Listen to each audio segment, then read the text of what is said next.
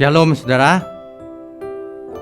Ketika kita mengaku bahwa kita percaya kepada Tuhan Yesus, maka kita mendudukkan diri atau memposisikan diri sebagai hambanya. Kita memposisikan diri sebagai murid Tuhan Yesus. Sebagai murid, kita harus belajar firman-Nya untuk mengenal pribadinya lebih lanjut, untuk mengenal kehendak-Nya. Belajar firman-Nya artinya kita harus belajar dari Alkitab juga. Belajar dari Alkitab artinya kita harus belajar dari awal sampai akhir, Kejadian sampai Wahyu. Bukan hanya mencomot-comot ayat tertentu yang kedengarannya enak, dipilih-pilih. Bukan itu namanya ayatiah, bukan alkitabiah. Kalau orang haus dan lapar akan kebenaran, ia akan berusaha supaya sesuai Alkitab, bukan sesuai ayat tertentu saja yang dipilih-pilih.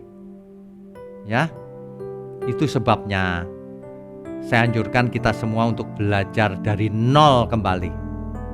Lupakan premis-premis lama, pengertian-pengertian lama. Coba kita telusuri kembali dari Alkitab kita. Jangan berhenti di perjanjian lama, saudara. Perjanjian lama belum selesai, Alkitab itu sampai perjanjian baru, sampai akhir, sampai kitab Wahyu. Barulah kita bisa membuat kesimpulan. Makanya belajarnya harus lengkap. Jangan cuma berhenti di perjanjian lama, hobinya perjanjian lama terus, tapi tidak pernah menyinggung atau sampai kepada ajaran puncaknya, yaitu ajaran Tuhan Yesus, Tuhan kita. Jadi kalau kita panggil dia Tuhan, belajarlah kepadanya. Jangan hanya belajar kepada para nabi. Para nabi saja menantikan Tuhan Yesus kedatangannya. Kita zaman sekarang kok belajarnya dengan perjanjian lama. Perjanjian lama harus dipelajari sebagai latar belakang, pengantar supaya kita masuk ke perjanjian baru. Tapi pusat etika orang Kristen, orang percaya, pusat dari segala etika adalah di perjanjian baru.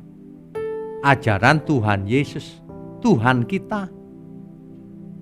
Kalau banyak orang gak mau belajar terhadap Tuhan Yesus, ya berarti dia bukan orang percaya. Cirinya sederhana, saudara. Kalau buat visi misi selalu dari perjanjian lama. Nah itu dia, gak pernah pakai perkataan atau ajaran Tuhan Yesus. Sebab mau pilih-pilih yang enak. Jangan ya saudara. Kalau kita mau alkitabiah, kita harus belajar seluruh Alkitab, harus jujur, harus mau belajar kepada Tuhan Yesus, apapun ajarannya.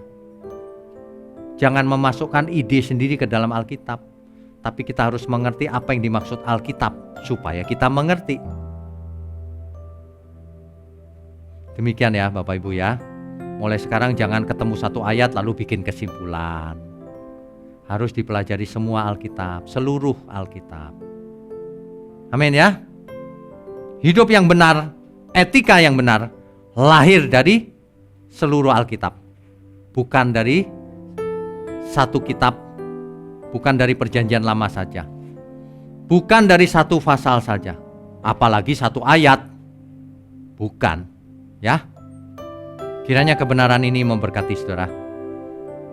Amin.